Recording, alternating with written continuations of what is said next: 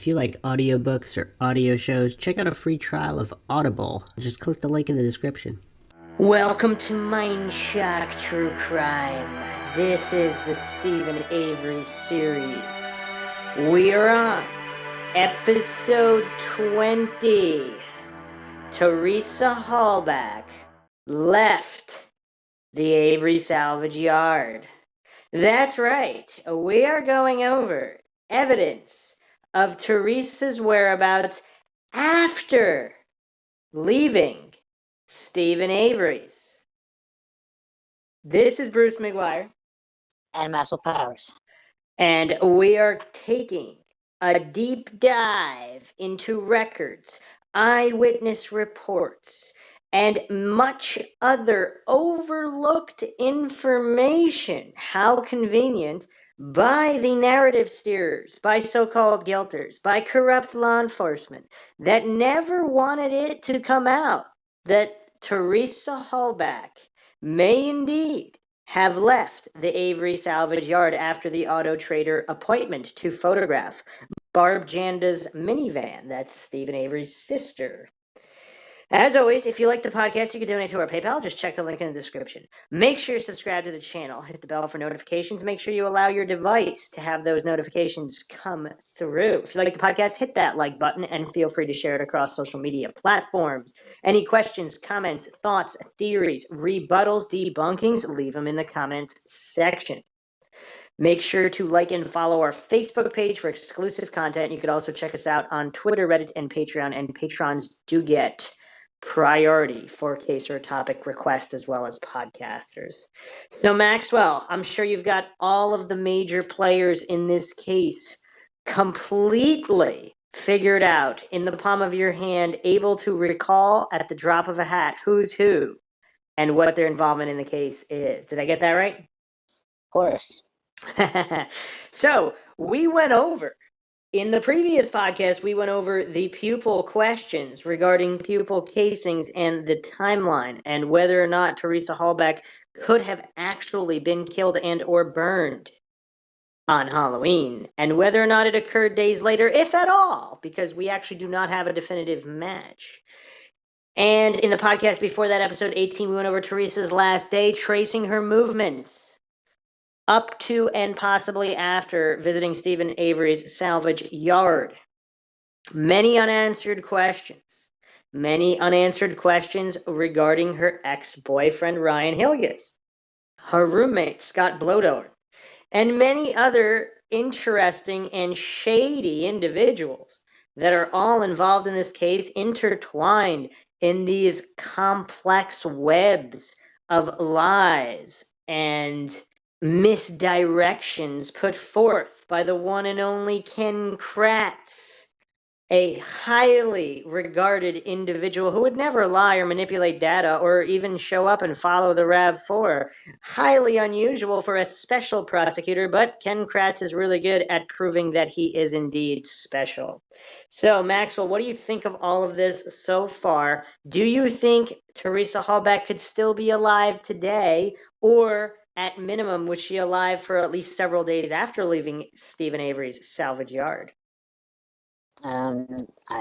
She could have been alive for a few days after leaving the yard. That's all you got?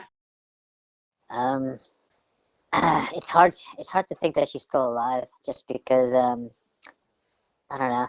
I mean, if you get shipped to another, I don't know, someone would, I don't know why people, if there are perpetrators, I don't know why people would keep her alive. So that's, well, I think people who, I'm not sure how many different theorists there are out there. I think most people that have at least been vocal that believe she's still alive would believe that she's still alive of her own volition, as in she either got paid off to leave or threatened or something of that nature, where she's not necessarily being held alive by a criminal, although that happens too, as we see with all these cases that, you know, even when they're found alive after many, many years, they were, if it is a serial killer or some kind of person like that, they might be keeping her alive. But I think most people that have been vocal about the Teresa Halbach still alive theory believe that she left of her own volition, either being paid off and or threatened, and she's just somewhere very, very far away. where she won't be found. Although others still have pointed out, even locals with the same first name and their Teresa Halbach lookalikes. So there's a lot still in that area. So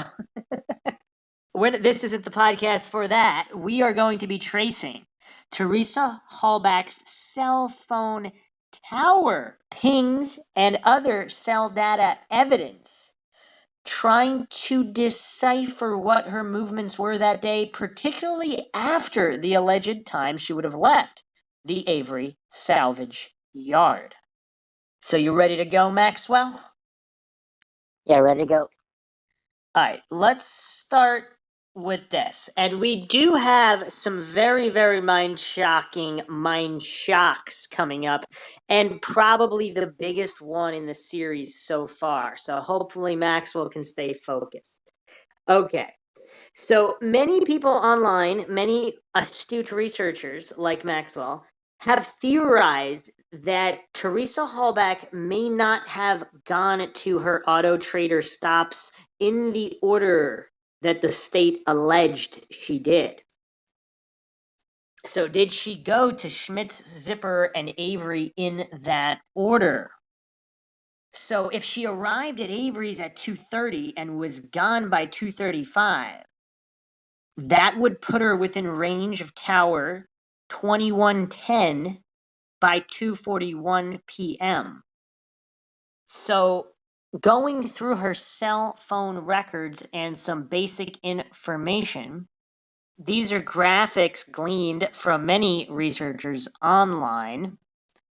The first 4 digits of a cell site is the tower number, and the 5th digit represents the compass direction of the sector antenna. If you don't have good line of sight in the typical directions, north to northeast, southeast to south, and west, they will turn them to the best possible positions to cover as much area as possible. Therefore, in reality, it can vary, so the directional sectors listed below are approximated. Okay. And in the previous episode, we also went over the discrepancies between the 2017 AT&T report and the singular online account report accessed 5:49 p.m. on November 3rd, 2005. And there are discrepancies. No one is surprised. Okay. Corporal Leslie Lemieux of the Calumet County Sheriff's Office wrote this in her report on November 3rd. Scott and several of their mutual friends had located Teresa's most recent cell phone activity report on her computer. They printed a copy for us, which showed that the last cell phone activity at 2:27 p.m. on Monday, October 31st, 2005. It appeared when looking at the minutes used history that Teresa had made phone calls to each of her appointments prior to her arrival that day. So she made all these phone calls before all her appointments? Yeah, I guess to confirm. Okay. All right. I can't wait for more. Go ahead. So just some background on this report, and of course they somehow got Teresa Halbach's login, password, all that jazz. No problem. All guessed. Nothing to see here. But in this report, where Fassbender interviewed Kelly Pitson, and this was on Friday, January 20th, 2006, 5:05 p.m. at her apartment. Okay, so Pitson was a childhood friend of Teresa Halbach's. Halbach was one of her best girlfriends forever. And Pitson also said that she and Halbach share a cousin from the Halbach side. No surprise there. Okay, Fassbender asked Pitson about her activities Thursday, November 3rd, 2005. Pitson advised that Halbach's roommate, Scott Blodorn, called her that Thursday to see if she had seen Halbach because Halbach was missing. Pitson advised that around 4:30 or 5 p.m. that evening, she and another friend went to Halbach's house where they met with Blodorn and Ryan Hilligus. Pitson advised that Hilligus was a former boyfriend of Halbach and friend. Okay. After arriving, Hilligus said he had found a schedule of callbacks for the week of October 31st to November 6th that had a telephone number on it, and Hilligus called the number. Pitson believed the phone number was a stop that Halbach had made in New Halston. Pitson advised that that person Hilligus spoke to was a male subject. Pitson advised that they went online to try to get Halbach's telephone records. Pitson believed that Halbach had singular. Pitson advised that they ultimately obtained Halbach's updated telephone records and saw that she had not made any calls since Monday, October 31st, 2005. Pitson advised that they compared the numbers to AutoTrader and saw that one of the telephone numbers was an AutoTrader number. Pitson advised that Blodorn called a number to Manitowoc. Pitson believed it was either the last or second to last number she called. Pitson advised that Blodorn made contact with a man who said he had never heard of Halbach before and that he was not getting any pictures taken and never heard of photography by Teresa. Blodorn said the man was gruff with him. Okay, very interesting. In episode 18, we went over Steven Speckman, one of the stops that Halbach did not make. And someone actually called in to Manitowoc Police, and we went over that call, if you want to check out that episode for the call. But this is an affidavit signed June 27th, 2017. In 2005, I lived in Sheboygan, Wisconsin. So this is Steven Speckman's affidavit. I have reviewed a page from Teresa Halbach's phone records labeled and incorporated in this affidavit as Exhibit A. I recognize my phone number in the fifth row from the top of the list of calls on Exhibit A, which also indicates that the call took place at 12:44 on October 31st, 2005. My memory has been refreshed by reviewing Exhibit A. I called Teresa at 12:44 on October 31st, 2005. I did not personally know Teresa Halbach and never spoke to her prior to October 31st, 2005. Several days before October 31st, 2005, I contacted AutoTrader and inquired about advertising vehicles I had for sale. On October 31st, 2005, I called Teresa Halbach at 12:44 p.m. to cancel or reschedule my appointment to have photographs of the vehicle I was considering advertising in AutoTrader taken.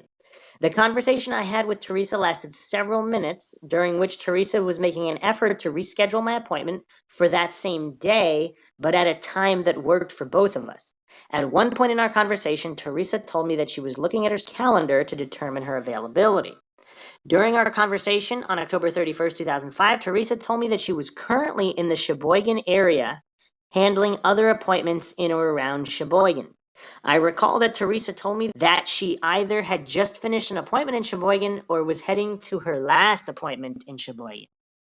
In an effort to reschedule my appointment into her schedule on October 31st, 2005, Teresa told me she would be available to meet within the next 30 minutes or so to handle my appointment. Teresa said that after that time she would be leaving the Sheboygan area and we would have to reschedule for another day. I was unable to meet with Teresa within 30 minutes of our conversation, so she could complete my appointment that day. We ended the conversation by agreeing to reconnect on a later date to schedule a time for her to photograph the vehicles I was thinking about advertising in AutoTrader. Okay, so that's pretty interesting. What do you make of that? Does that seem all on the up and up, or what? Keep in mind, many, many years after 2005, this was 2017 when he wrote this affidavit, or at least when he signed it. Yeah, I missed it. I missed that last part. You mean the whole part? Yeah, I have no idea what happened. Good thing you're doing a podcast on the Steven Avery case. Oh man, Max Alarmy.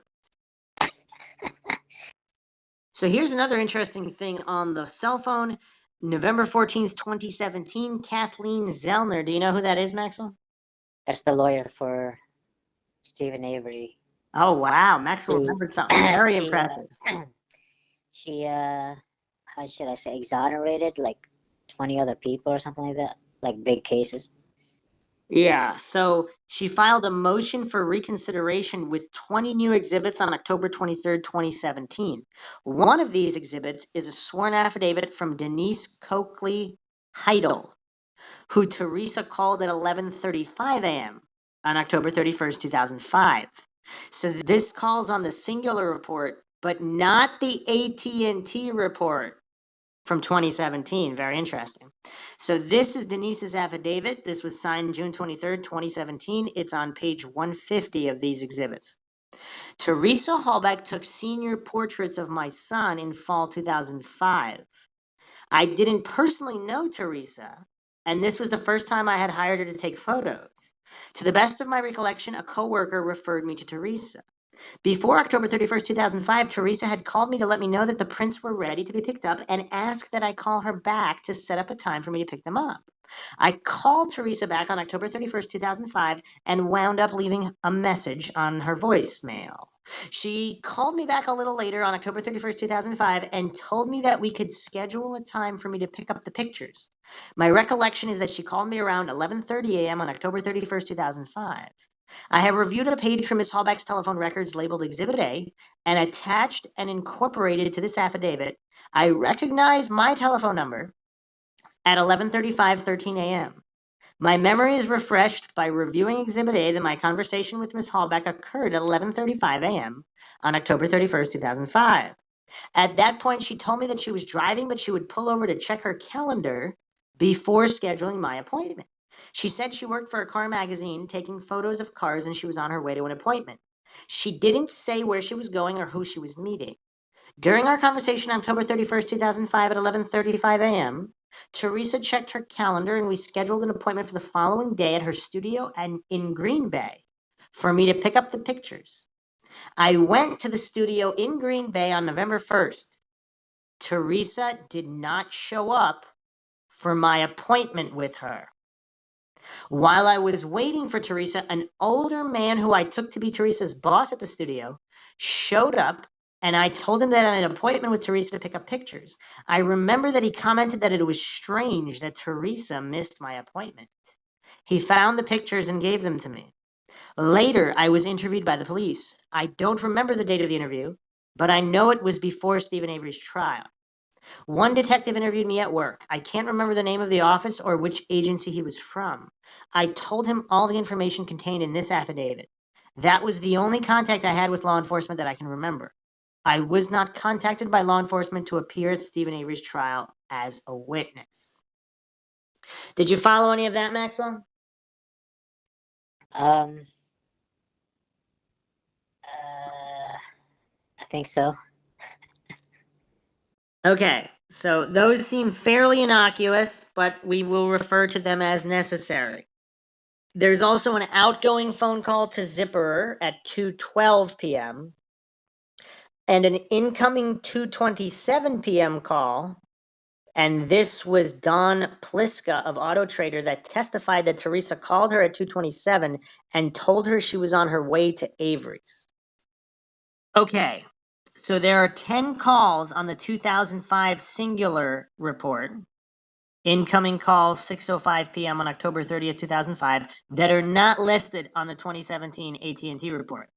There are 5 calls on October 30th, 2005 that are not listed on the AT&T report. There's an October 30th call, timestamp 8 a.m., duration 2 minutes 33 seconds. 8:05 a.m., duration 1 minute 57 seconds. 11:44 a.m., duration 35 seconds.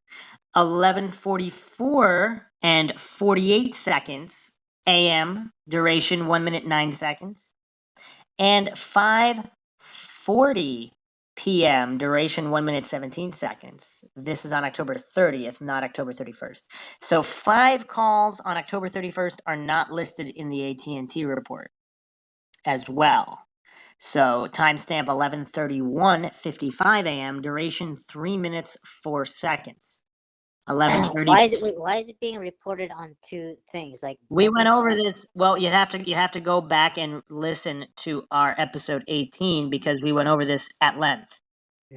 At length, Maxwell. And you actually came up with theories on why, so it's kind of funny. Oh wait, these are okay. So on her account is the AT&T, right? Well, it was singular at the time. Or singular at the time, and then the other people that she called are from different networks, right? No information on that. Maybe not.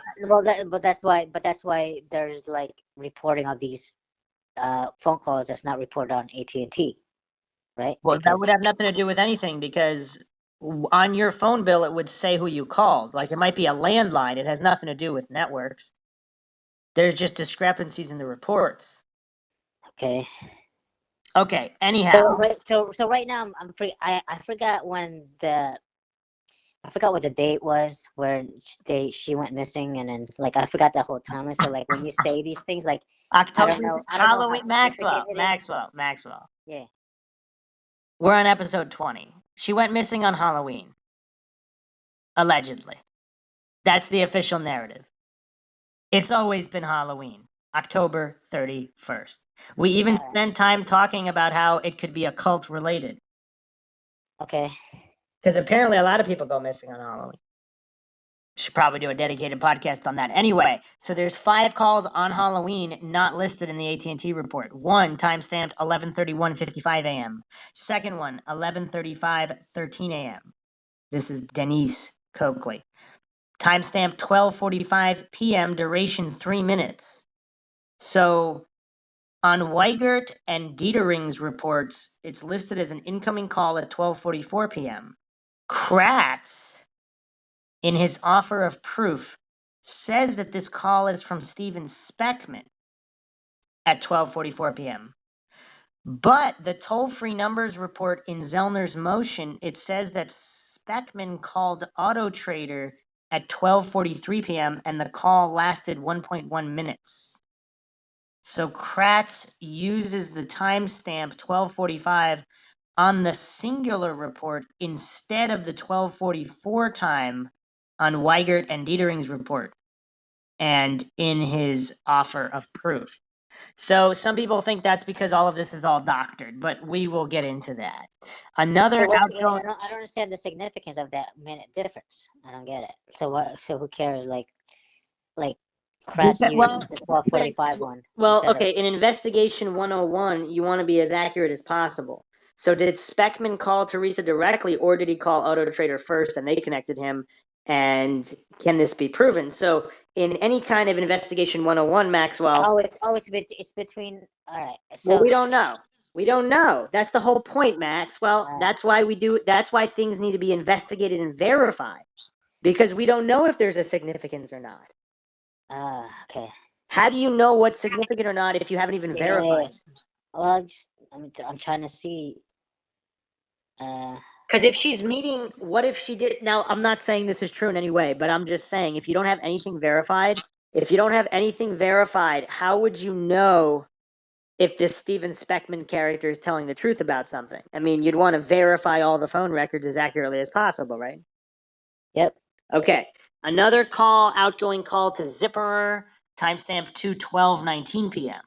Okay, and then then there's the 2:27:16 p.m. call, duration 4 minutes 45 seconds.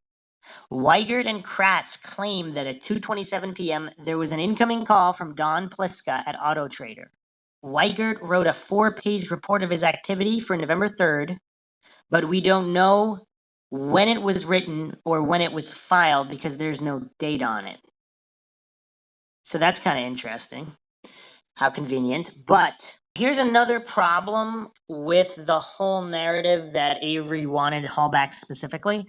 Although there's not the biggest issue with that, because if she was already familiar with the large salvage yard and how everything worked there, even though she was there to photograph Barb Janda's van, not one of Steven Avery's vehicle. However, there was an Auto Trader employee named Rachel. She was interviewed by DCI agent Neil McGrath December 1st, 2005. Rachel claimed that Avery called Auto Trader on November 3rd and that she spoke to him. So Rachel, this is directly from this McGrath report. Rachel recalled speaking with an individual who identified himself as Steven Avery on approximately Thursday, November 3rd, 2005. Avery told Rachel he had an appointment for a van and a truck to be photographed on October 31st, 2005. However, he had contacted Halbach on that day to see if she was still coming, and she told him that she was heading in a different direction. Avery told Rachel that Halbach instructed him to contact the office to reschedule the appointment. So here's what's interesting. A month prior, Rachel called Queso on November 4th, 2006, and this is in the Queso report, page 38. And there was a rumor that Don overheard Avery called Auto Trader. So did he ever even call Auto Trader? So Dietering's report regarding Rachel is this. Someone named Dawn, who works at Auto Trader, stated she had overheard that Steven Avery had called on yesterday's date, November 3rd, 2005, between 4:30 and 5 p.m. approximately, because Steven needed to reschedule the appointment with the photographer. So is this Avery mastermind genius trying to cover his tracks by trying to reschedule even after Teresa Halbach's gone missing, allegedly? That's possible. He's been a genius all this time. But there's another Steven Speckman. So apparently Scott Blodorn called Steven Speckman 4:10 p.m. on November 3rd. The Steve from Teresa's Day Planner.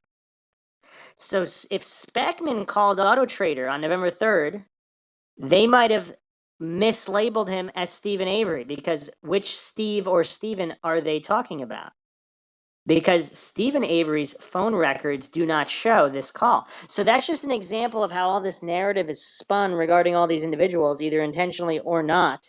Either intentional obfuscation and misdirection and propaganda narrative steering, or simply incompetence and rumor mill musings regarding first names.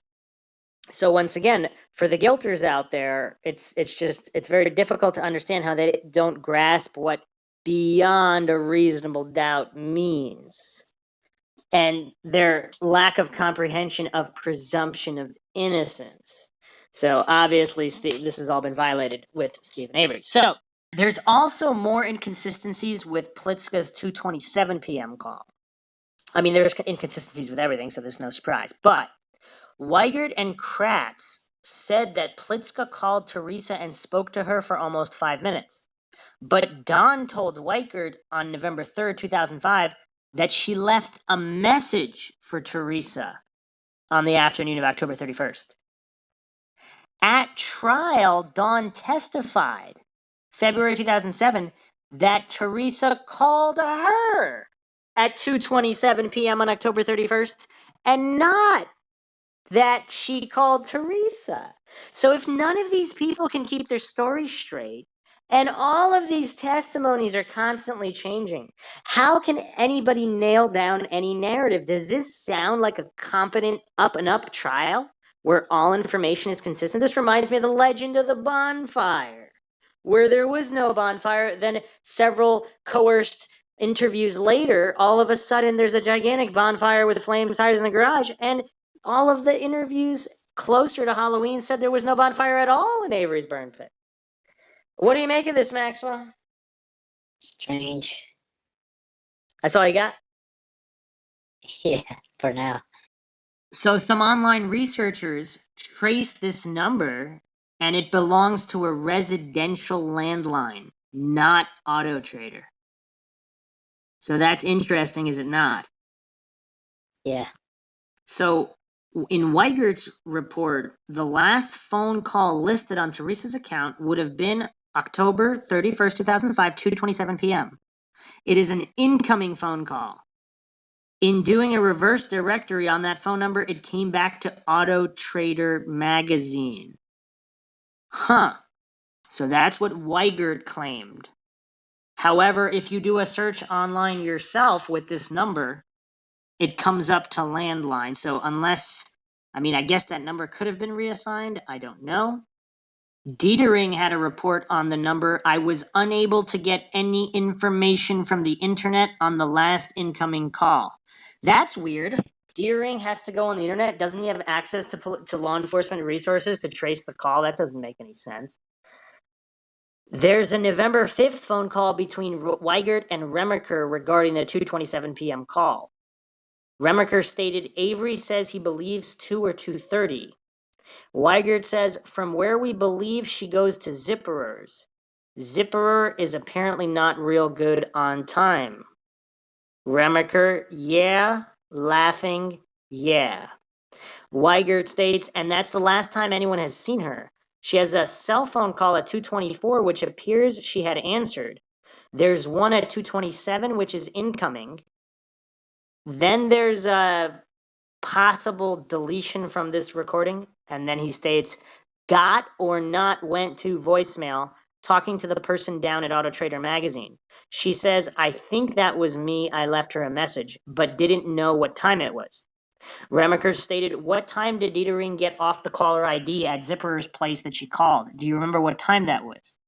Weigert states, hold on, I've got this right here. Okay, I'm back. There's a call placed to Zipperer's at 2:12 p.m. on Monday. Remaker says, okay. Weigert responds, so I'm assuming that's the one she probably left a voicemail. Remaker states, probably right before she got there. Weigert states, yeah, the last call, 227, that's an incoming one, which we believe just went to voicemail, which is 5 minutes long. And that's it. After that, we got nothing. So between 212 and 227, that's it. She disappears. That's kind of weird that he's stating this. Do they know that this recorded phone call would be examined? Because how do they know her phone didn't die? It's weird. I don't know. Okay, Remaker states, did Dietering get those phone records for tower locations and stuff? Very professional language. Weigert states, yeah, but I don't have them. He grabbed them and went back up to the house to check on the fax machine. Remaker states, okay, so you don't know what the last phone call, what tower went off or anything. Weigert states, I don't know that. Remaker says, all right. Okay, so regarding the singular report, Tower 2110 was used for 2 incoming calls to her cell phone on the afternoon of October 31st, 2005. The first call, 1:52 p.m., the caller left a message. The second call, 49 minutes later, 2:41 p.m., also voicemail message left. The 2:41 p.m. call was the last call to be received by Teresa's phone while it was still powered on and sending a signal. So Kathleen Zellner's motion October 26, 2016 stated Teresa's last call forwarded message at 2:41 p.m. This call pinged off a tower in Whitelaw, Wisconsin, approximately 13.1 miles from Avery's. Are you still following, Maxwell? I lost it. Miss Halbach had an appointment to take photos of vehicles at the Avery Salvage Yard for the magazine on October 31st, 2005. Miss Halbach disappeared after she completed her assignment and left the Avery Salvage Yard. Her last call forwarded message at 2:41 p.m. occurred when her cell phone was still powered on and registered. That call pinged off the Whitelaw Tower, which was approximately 13.1 miles from the Avery Salvage Yard. So Zellner told Newsweek, March 29th, 2016, it's absolutely shocking to see cell phone records that were part of the discovery that were turned over to the defense. Document her route leaving the property. She goes back the same way she came. She's 12 miles from the property on the last ping. They screwed it up. Did you follow that, Maxwell? Something about she's 12 miles away from the So I ping. said the same thing 3 times repeated. You didn't understand any of those times? I'm just repeating the same thing. I'll repeat it yet again. Kathleen Zellner also told Newsweek April 8th, 2016. Zellner says she'll argue Avery's conviction should be overturned because of ineffective assistance of counsel, arguing that lawyers Dean Strang and Jerry Buting bungled Avery's defense by not arguing that Halbach's cell phone records show that she left Avery's property alive. It's really hard to figure out how in the world did the defense not seize on this. It would have created reasonable doubt. That's pretty cool. But here's what she doesn't consider. If Steven Avery really did kill her, would he have placed her in her own vehicle and then driven it somewhere else? And that's why the phone pinged 13 miles away. However, would he then have brought her back to his own property to try to frame his sister by sprinkling remains in the burn barrels and then sprinkling them in the Manitowoc County gravel pit and on Redonce? So that seems unlikely. Any specific location? Can you get a specific location from the ping or no? It's just 12 miles away or some shit. Well, I've been explaining this entire episode. It pinged off a specific cell tower, and that would indicate that it was closer to that tower than a different tower. I see. I mean, there could still be mistakes made, but there's only 3 towers in Whitelaw. So either way, there are other towers closer to Avery's. So it's no matter which tower you're going with, she left Avery's or the phone did. Yes, that's pretty good. Although you could also argue if he had an accomplice, he could have had the accomplice take the RAV4 away with the cell phone. But I don't know. Wait, wasn't the cell phone surviving the fire or some shit like that in the beginning? There is an image that shows a cell phone remaining. Yeah, whether that was really her cell phone or not. I mean, there's so many problems with this case. I don't know. Is that even really her phone? And would a phone that would vaporize bone not completely destroy cheap plastic? So yes, you're right. There's so many problems. There, I mean, this is the Steven Avery case. This is Manitowoc County. What do you expect, Maxwell? The laws of physics do not apply in Manitowoc to convict somebody.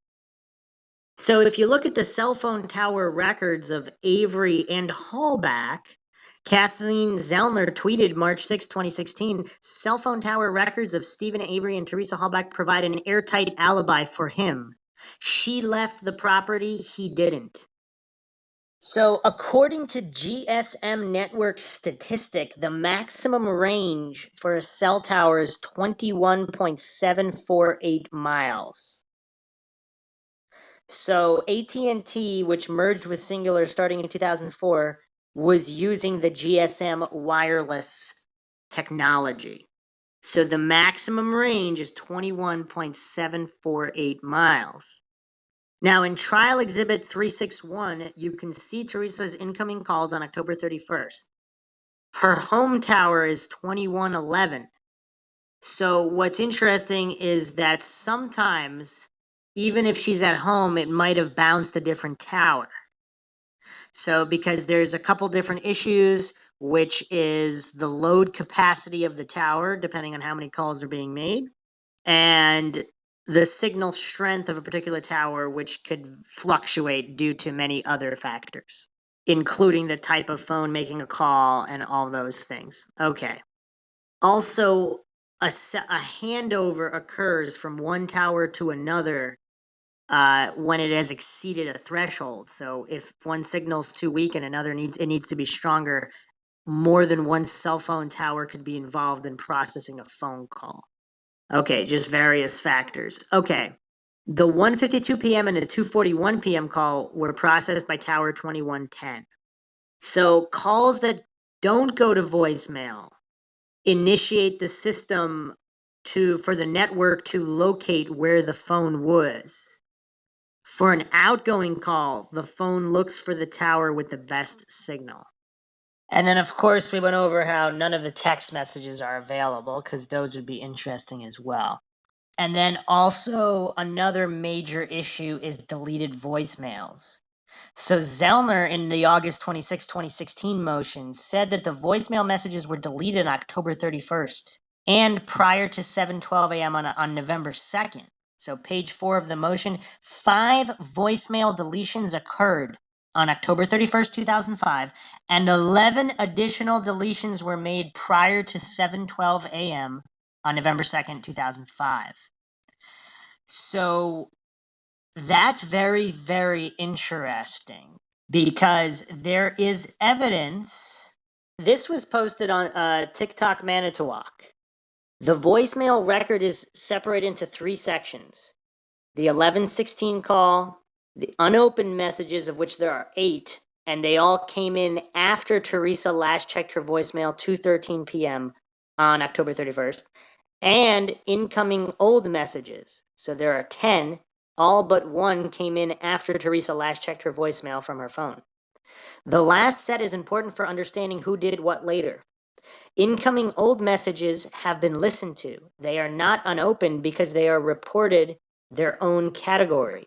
The last time Teresa checked her voicemail and presumably opened messages was at 2:13 p.m. for only 37 seconds. That is not enough time to listen to all the messages that had come in since the last time she checked at 12:39 p.m. There is a message left at 1:54 p.m., 1 minute 15 seconds, twice as long as the time she was on her voicemail at 2:13 p.m.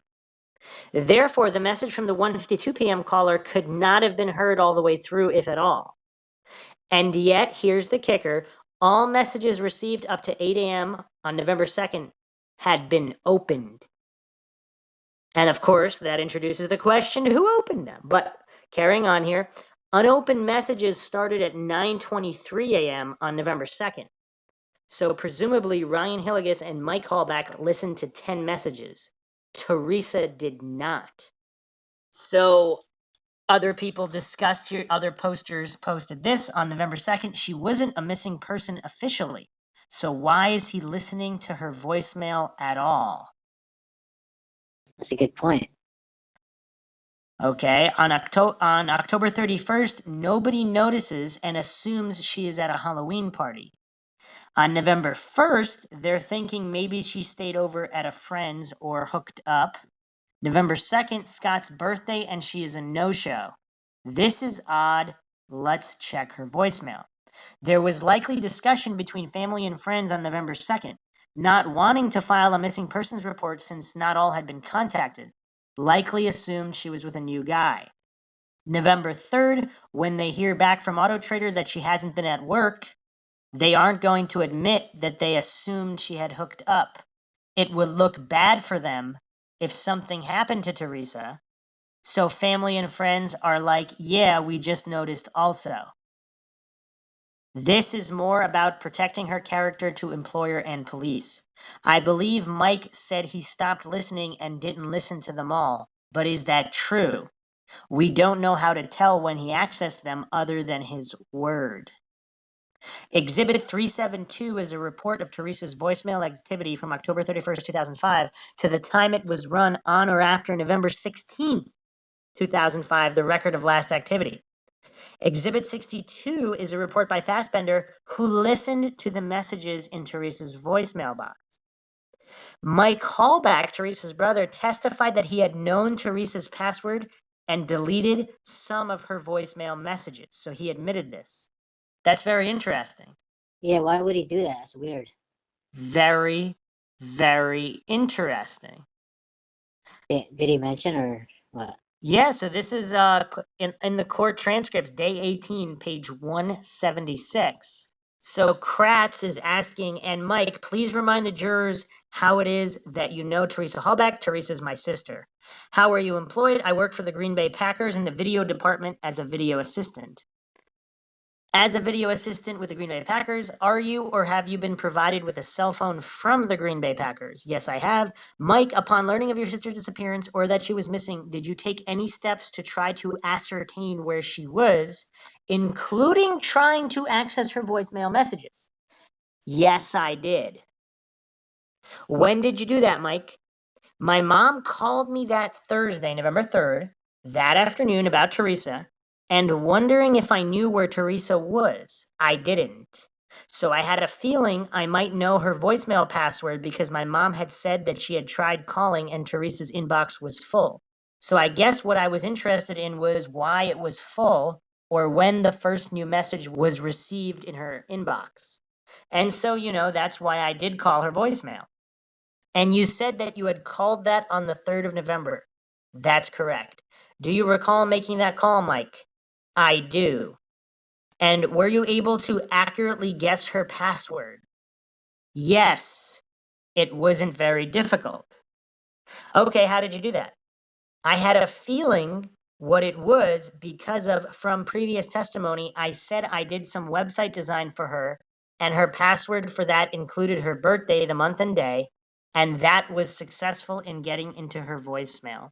She used her birth date as her password? Yes. Do you think that can be verified? And how many people use their own birth date as their password? Do you do that, Maxwell? No. But I don't know. Back then, 2005. I don't know how many. I don't know. We have so many accounts, Mike, when you called your sister's voicemail on the 3rd of November, do you recall what message you got first? Now, I don't want to talk about the message that were retrieved, but the automated message. Do you remember what was said? It just told me how many new voicemail messages there were. Do you have a recollection of how many there were? I know that there were 18. So some automated voice said 18 new messages or something like that. Correct. Did you listen to at least some of those messages that day? I did. Did you listen to all of them? I believe that I did. Okay, did you save some of them or save all of them, skip them, or tell the jury what you did? Like I said, what was important to me was I know that the first new voicemail message was from Monday afternoon sometime. So after hearing that, I was, extremely worried just because she checks her voicemail, a number of times every day. She carries her cell phone with her all the time. So I was worried about that. So when I listened to the first few messages, or I ended up listening to all the messages, but as I listened to the first half or so, I would save them when I was done with them. And when we started, or I started to get into the messages that were, later in the week, Tuesday night, Wednesday, and at that point, the messages just, didn't tell me anything about where Teresa was.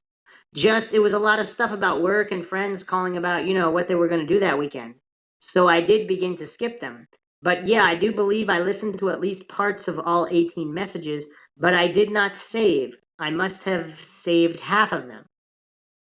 And the verification that it was you, in fact, on the 3rd of November, that afternoon, that accessed your voicemail, were you able to verify that through the Green Bay Packers and through their telephone records that could verify or remind you that was the time and date that you accessed that voicemail? I was able to, yes. All right. Okay, so he admitted to all this. Now, Buting cross-examines him. He asks him, did you erase any of the messages? I don't believe I erased any messages.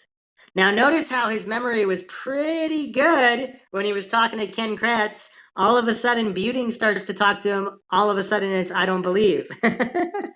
So he's stating that he didn't, or he doesn't believe that he did. Now, Zimmerman from Singular, not Zipperer, Zimmerman, Anthony Zimmerman from Singular, testified about how voicemail messages are managed in queue. This is day 18, page 156. For some reason, on page 162, Zimmerer's testimony has been redacted. Do you find that suspicious, Maxwell? I don't know. Probably not. Maxwell Army, everything's a coincidence. All right. Buting did argue that he believed that the messages were opened or deleted on the morning of November 2nd. So Zellner, in her August 26, 2016 motion, states that voicemail messages were deleted on the 31st and prior to 7:12 a.m. on November 2nd. 5 voicemail deletions occurred on October 31st, 2005. 11 additional deletions were made prior to 7:12 a.m. on November 2nd, 2005. So that's pretty interesting. So what was on the other voicemails? We may never know. And the 2:41 p.m. voicemail was never retrieved by Teresa. The voicemail duration 60 seconds, total call duration 80 seconds. So we don't know who left the voicemail at 1:52 p.m. And Teresa did hear this voicemail at 2:13 p.m. And this voicemail is altered on the voicemail report. So, which listed as 28 seconds. However, on both the AT&T and Singular reports, it's listed as 1 minute 15 seconds. Very interesting. And then the message IDs are out of order, and there's a whole bunch of other shenanigans in these court documents and exhibits, to no one's surprise, because that's how they operate in Manitowoc County. Do you find it bizarre that there's all this obfuscation regarding the cell phone records, who called who, the voicemail records, all of this strangeness, as if someone doesn't want anyone to be able to conclusively tell what was going on, where exactly Teresa was when, and who she was talking to, and who left voicemails when? Do you find that strange, Maxwell? Yeah, they actually have control over that, yeah. Well, I just explained what happened with the altering of records about the voicemails. Yeah, if it's altered, yeah, it's weird. Because it's not consistent with the AT&T and Singular reports. Yeah, it's weird. There must be something going on. So Steven Avery tells Fassbender, this is on page 15 of the Wisconsin DOJ report by Fassbender. This is the ACISS arrest report date November 15th, 2005. Okay. Steven Avery says that he tried to call Teresa 2 or 3 times on her cell, but she did not answer, including once after she left to tell her that he wanted another picture, but she did not answer her phone. Okay. You know, the other thing that's weird is Avery called Teresa's cell phone 3 times after she left the property, allegedly. Like, let's see what makes more sense. Are you following, Maxwell? If he calls 2:25 p.m., Teresa doesn't answer. Avery gets her voicemail and hangs up. 2:35 p.m., that's 10 minutes later. He calls, but he hangs up before Teresa's cell registers the call. Then he calls her again at 4:35 p.m. So why would he be calling her phone if he killed her and he has her phone? Unless he wants everybody to think that he doesn't and he's thinking that far ahead. But shouldn't he be burning the body at this point? I mean, I don't know. It's 4:35 p.m. None of this makes any sense. But if she really did leave the property and he really did want her to take another picture of another vehicle he had for sale, he would be calling her, right? Because before she gets too far away, if he doesn't want to reschedule for a different time. Does that make sense? Yeah, that makes sense. And I can see someone doing it. Yeah. Yeah, that's weird because like the state, it's they claim that he was killed right on the right after she arrived, right? At some point, so they kill, supposedly he and Brendan Massey, they killed her in the bedroom and then they killed her again in the garage. So stabbed her, shot her, and then not, no blood at all belonging to her. But somehow they can put years of dust and grime back in the garage as well as deer speck DNA. But yeah, so these geniuses did the greatest cleanup job in the history of the world when their combined IQ probably isn't higher than, a smart serial killer. So yeah, it's just weird. If you believe they could do that good of a cleanup, how come no other criminals are doing this good of a cleanup and with neighbors and random people coming and going on the property? In the next few episodes, we'll be discussing other testimonies, which guilters don't want anybody talking about other people coming and going on the property that Halloween who also happened to not see any evidence of any crime being committed or bonfires. So back to the cell activity, none of this really makes any sense. Yeah, I can't wait to hear about the people that's walking around property and didn't see anything. So here's an interesting conversation between Remacher and Weigert. So Remacher called Weigert November 5th, 2005, 9:03 a.m. Remacher says, have you established a timeline at all? Where do you think she went first or last direction of travel? Weigert says, here's what we think. We're trying to track down a fax she had sent on Monday. We think it came from her apartment, had a Green Bay number, but it was attached to her computer and fax machine. We did a test fax this morning, and that's what it came back to from her fax machine at her apartment in St. John's, where she was living. And that's at what time? That's at 12:13 in the a.m., and we couldn't figure out how that fits in because we know she was seen later that afternoon. So that fax was before she went to Avery's and Zipperer's? Weigert says, yeah. Remacher, okay, all right. Weigert, so that next, that day, her first appointment, New Holstein, about 1:30 in the afternoon, then we believe she goes to Avery's? Time, we're not sure. Remacher says Avery says he believes 2 or 2:30. Weigert, from there, we believe she goes to Zipperer's. Zipperer's apparently not real good on time. Remacher, yeah. Laughing, yeah. So they're discussing how Teresa left Avery's and went to Zipperer's. What do you make of that, Maxwell? I don't know. Weigert states, and yeah, that's the last time anyone has seen her. She has a cell phone call at 2:24, which it appears she had answered. Then there's one at 2:27, which is incoming, went to voicemail, talking to the person down at Auto Magazine. She says, I think that was me. I left her a message, but didn't know what time it was. Remaker asks, what time did Dietering get off the caller ID at Zipperer's place that she'd called? Do you remember what time that was? Hold on, I've got this right here. 2:12 p.m. on Monday. Okay. So I'm assuming that one, she probably left a voicemail there. Okay. Yeah, the last call, 2:27. That's an incoming one, which we believe just went to voicemail. Okay. Okay, then they talked about the tower. They don't know yet. Okay. Weigert states, I did get a call last night. There was a Knutson from Valders. Actually said she claims she left me a voicemail, which I haven't got. Dispatch called me. She claimed, allegedly, she claims she was on her way home and sees Teresa.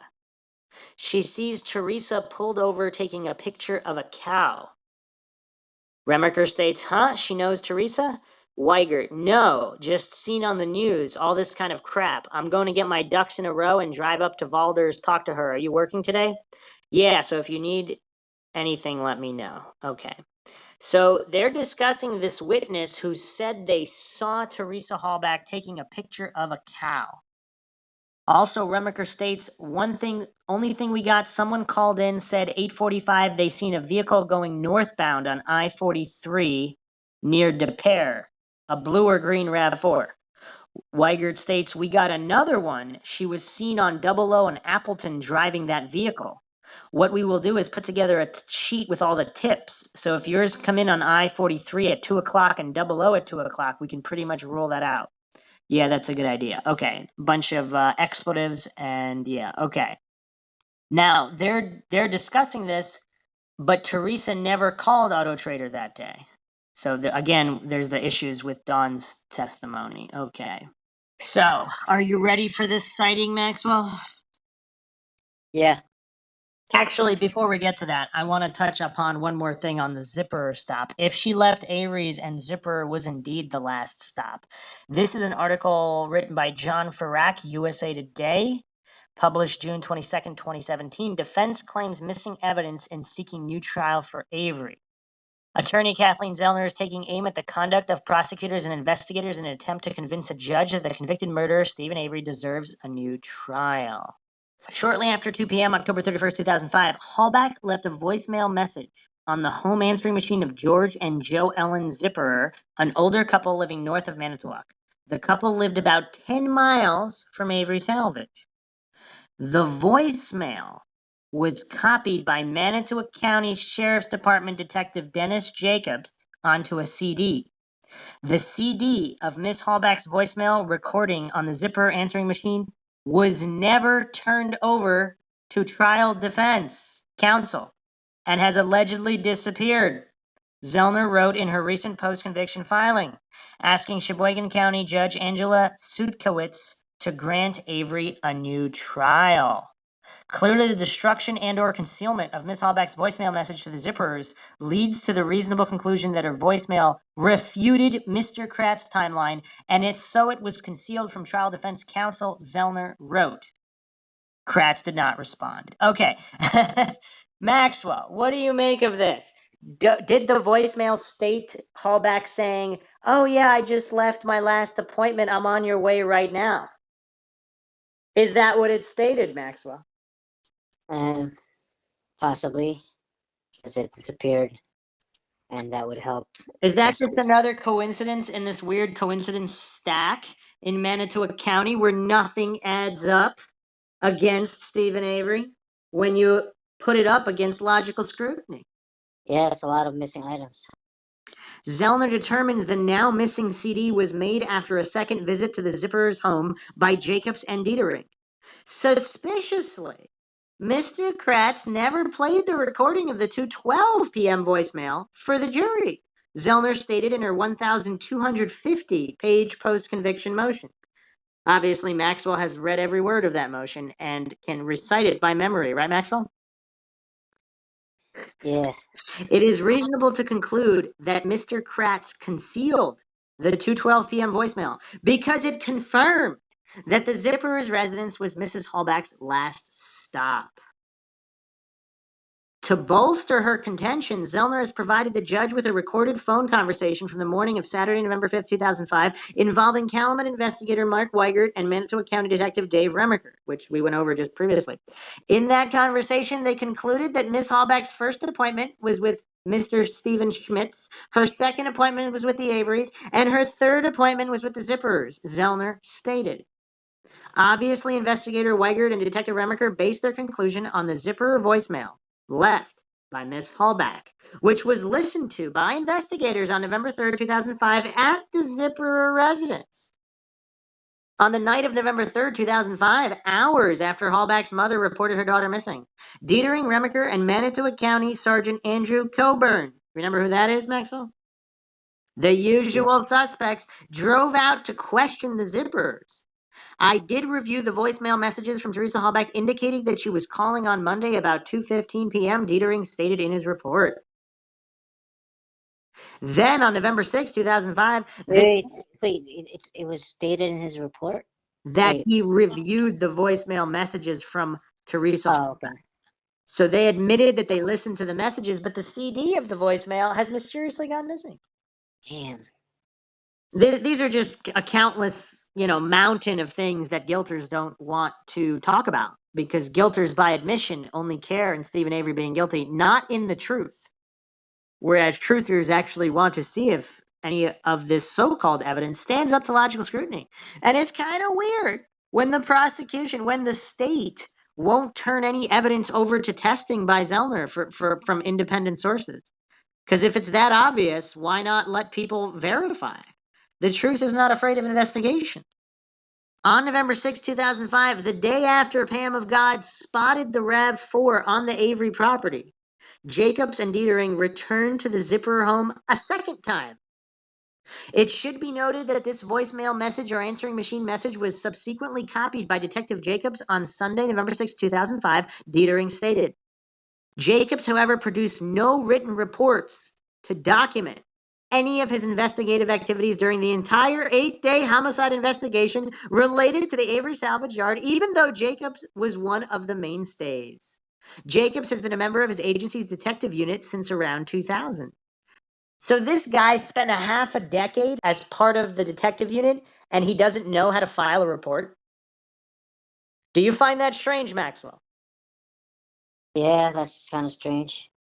Detective Jacobs needs to be added to the list with Kratz, Coburn, Lank, Remaker, Dietering, all of these highly suspicious individuals that don't seem to do anything by protocol and whose accounts are constantly changing. This doesn't make any sense if Avery is guilty and their narrative is true. Unless, like I've postulated, if Steven Avery has some kind of a bizarre split personality where one of them is a diabolical genius, then maybe some of this can make sense, but it still doesn't account for the sheer incompetence and evidence manipulation by Manitowoc County and other law enforcement personnel. Very, very bizarre. This April 20th, Assistant Attorney General Tom Fallon advised Zellner that, quote, neither Calumet County nor the Manitowoc County Sheriff's Department have been able to locate the CD of Miss Halbach's voicemail left on the Zipperer answering machine, end quote. Zellner told USA Today Network there was no apparent chain of custody evidence log for the CD made by Jacob. And then, of course, there's a long list of Brady violations that Zellner outlines, which is, of course, the concealment of fuel levels. The state did not want the mileage revealed. So this is something we have not talked about. Maxwell, are you awake right now? Are you ready for a mind shock? I'm ready. So this is all still from the same USA Today Network article. Halbach bought a full tank of gas less than 48 hours before she vanished. Her RAV4 had a fuel capacity of 15.3 gallons, Zellner noted. Mr. Fallon has confirmed on April 20th, 2017, that the state failed to determine and document the gas level remaining in Miss Halbach's vehicle when it was discovered on the Avery's property. Clearly, the state did not want the mileage revealed because it would have completely refuted its theory that Miss Halbach was killed on the Avery property and demonstrated that Miss Halbach and her car were driven many more miles after she left the Avery property.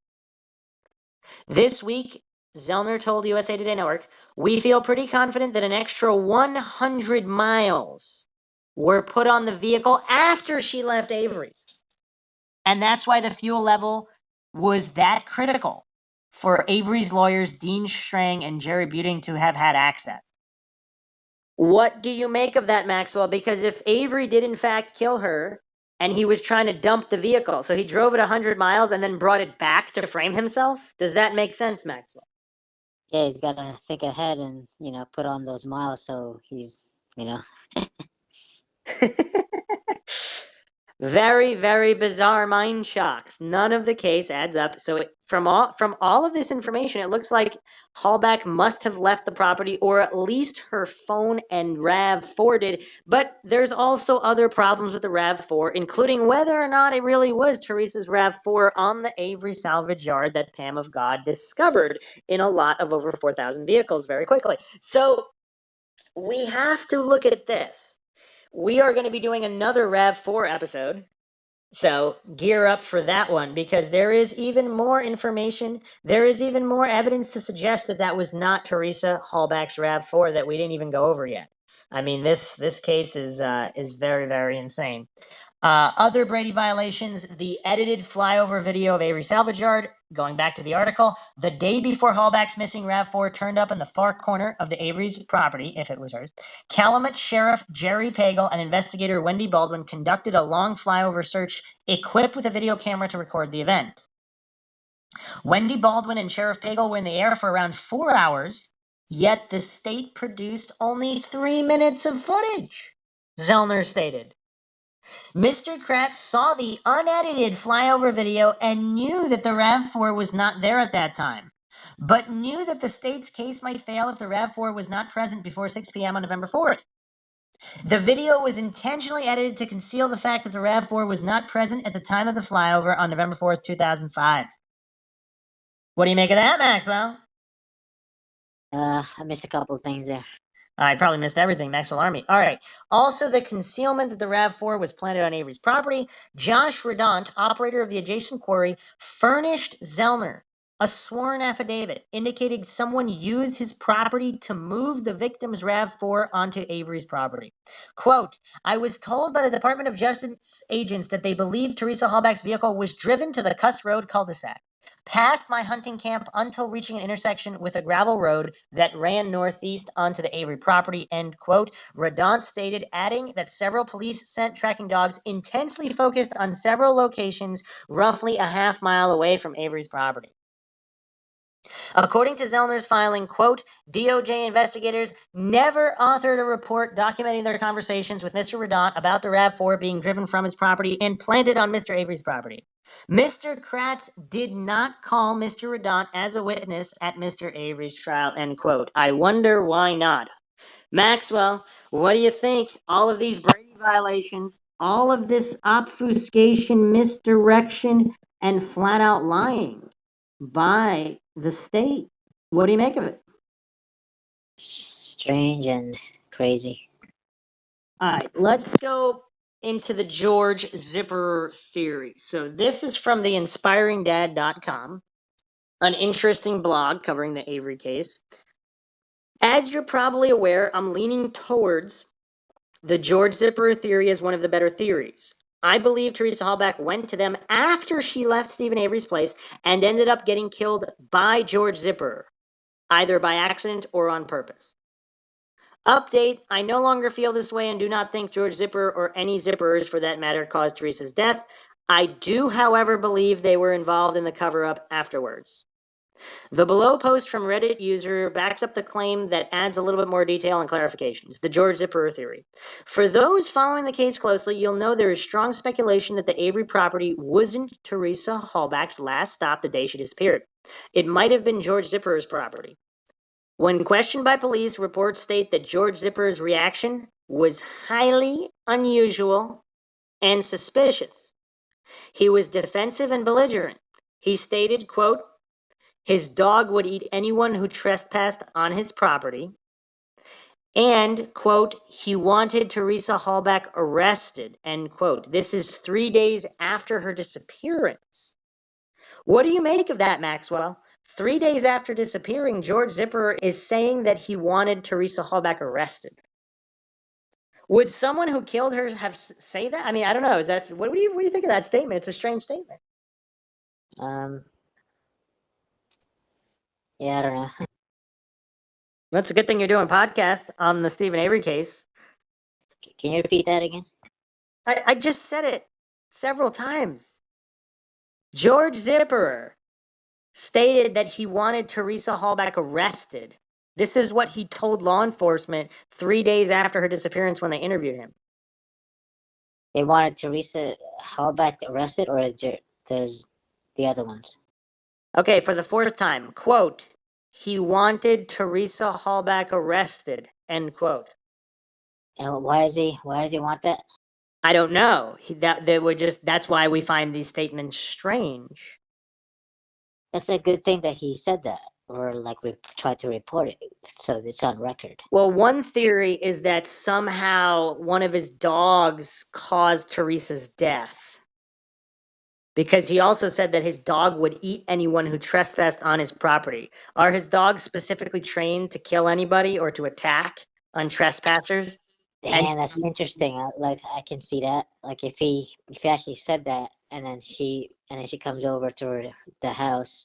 But 3 days, but hold on a second. This is 3 days after her disappearance. So would he be bragging that he trained his dog to eat anyone that trespassed on his property if his dog was responsible for her death? Would he be saying that to police 3 days after? So he's actually saying that to. Okay, for the fifth time. When questioned by police, reports state that George Zipperer's reaction was highly unusual and suspicious. He was defensive and belligerent. He stated, quote, his dog would eat anyone who trespassed on his property. He wanted Teresa Halbach arrested. That's really weird. I know, that's the whole point. That's why I mentioned it so many times. You should have just paid attention the first time so we could discuss it right away. I tried to, but I can't. So I really don't know what to think of that because it's kind of weird. You know what's weird? Let's look at a few calls to dispatch. So here's a call, someone from the police department asking for the number for the Two Rivers Animal Hospital. MINDSHOCK Sheriff's Department, Carrie speaking. Gary, can you give me the number for the Two Rivers Animal Hospital or Dr. Cox? Sure, hold on 1 second.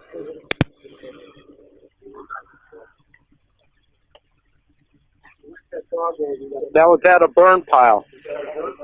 An entire bracelet. It's 793. 793. 1187. Okay, so someone from law enforcement, they're asking for the number for Two Rivers Animal Hospital, Dr. Cotton.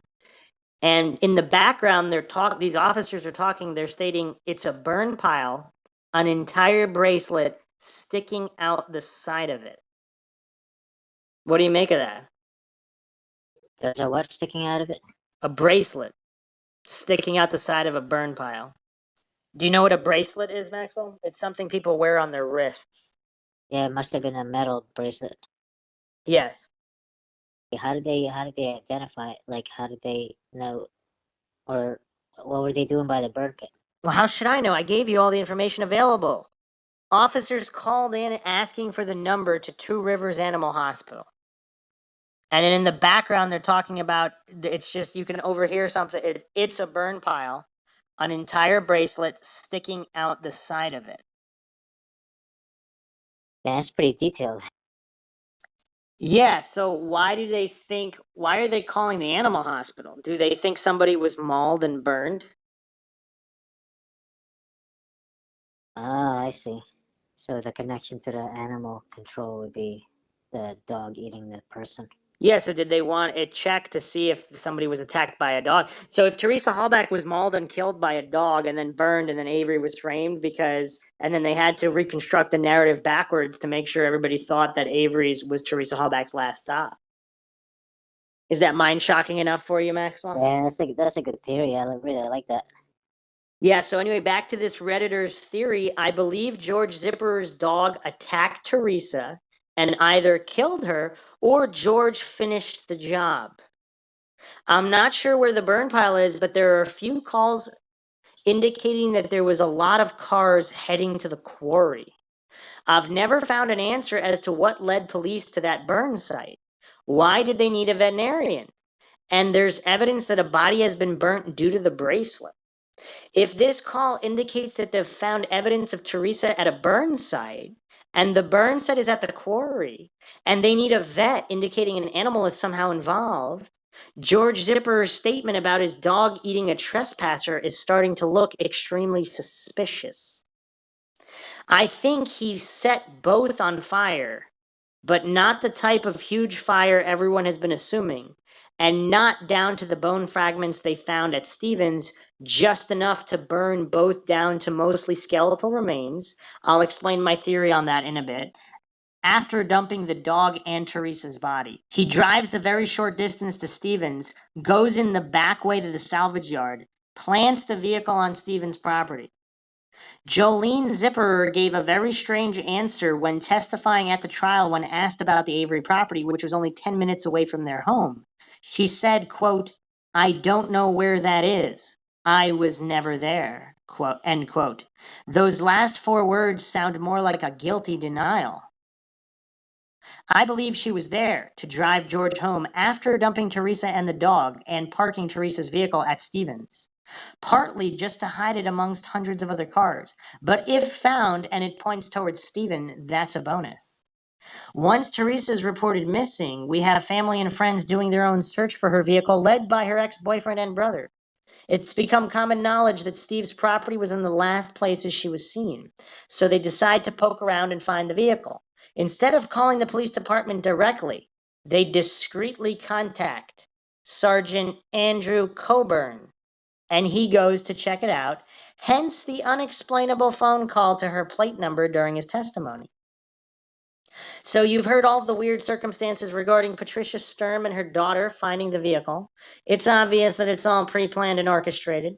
Given a map of the yard, they virtually go right to it. They're the only ones given a camera and a direct cell number to contact the sheriff.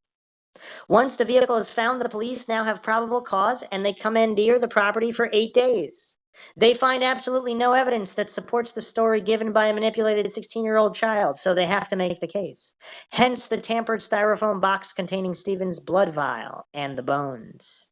Remember my theory that George built a small fire at the quarry, nothing big enough to attract too much attention, just enough to burn the body of Teresa down to mostly skeletal remains, and possibly his dog too. Hence the need for a vet to confirm that there were dog remains.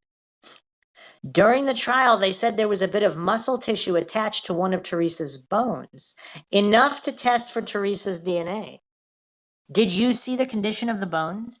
Does anyone believe there was a speck of soft tissue left to test? Because I don't. I do believe in the condition they found her at the quarry that they were able to get a sample because she wasn't burnt down to tiny little bone fragments at that point.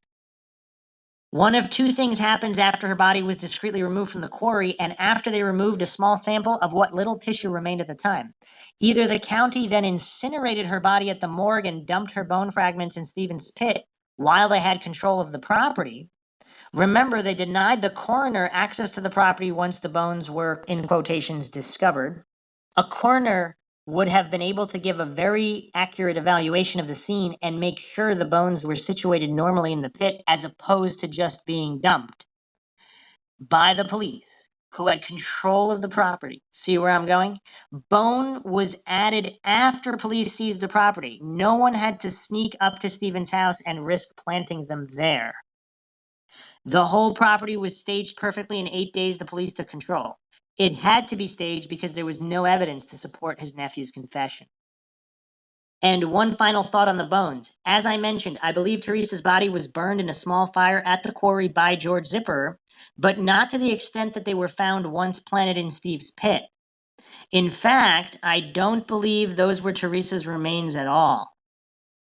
It was our good friend Andy Coburn asking about a dead 25-year-old girl they found in an apartment on the morning of November 3rd.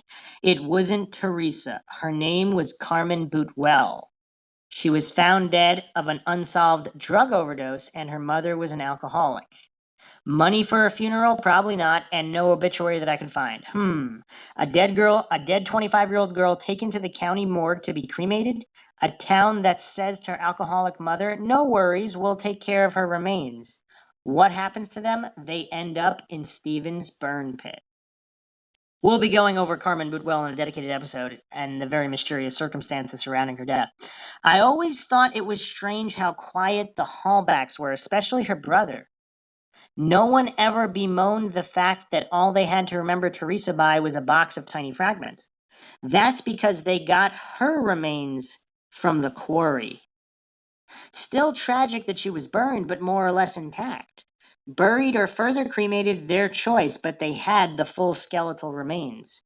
And they're convinced by the evidence found, in quotations, on Steven's property that he was the culprit, so they keep quiet.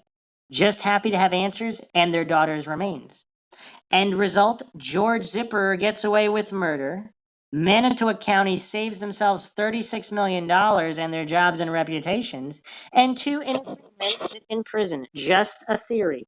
What do you think of this Redditor's theory, Maxwell? He outlines how there could have been bones that were Teresa Halbach's bones found in the quarry, but that different remains were put in Avery's burn pit and the barrels.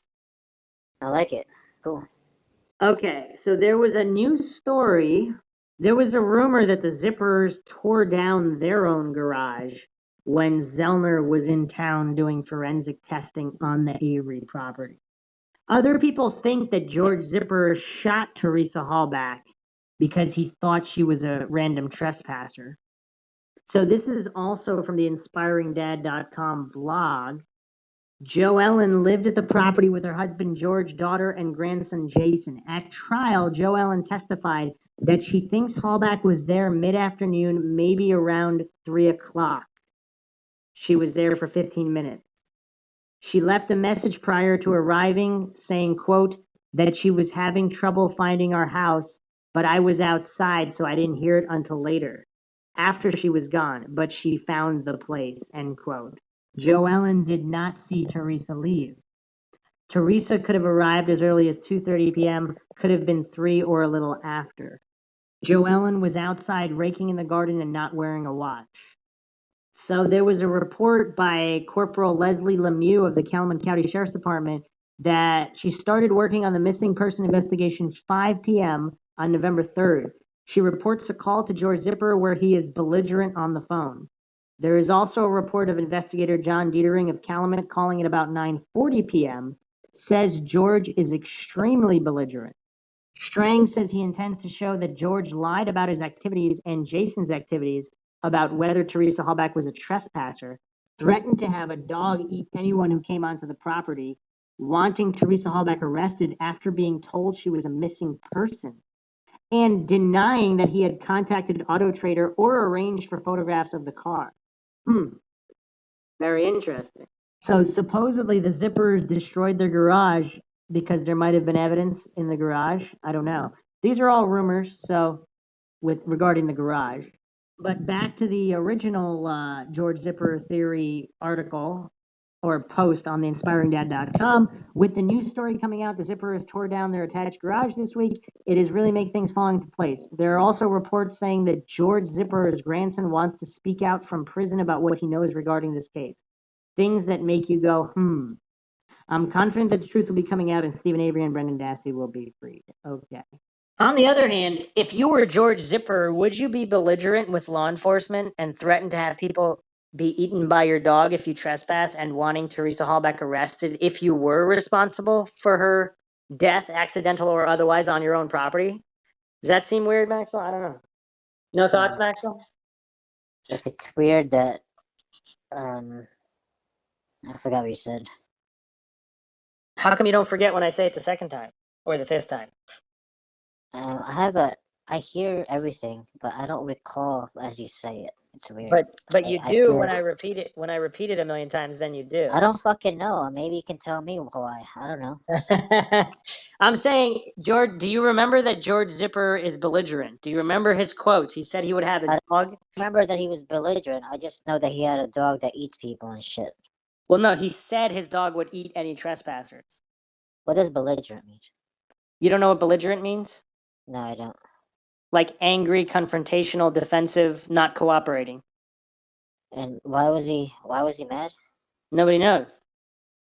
That's a If I weird. knew, Maxwell, you do this all the time. If I knew why, I would tell you. I'm reporting the information that's Well, available. I don't know if you said it or not. Maybe you did say, and I just missed it. But if So I did just, say it, why would I be asking?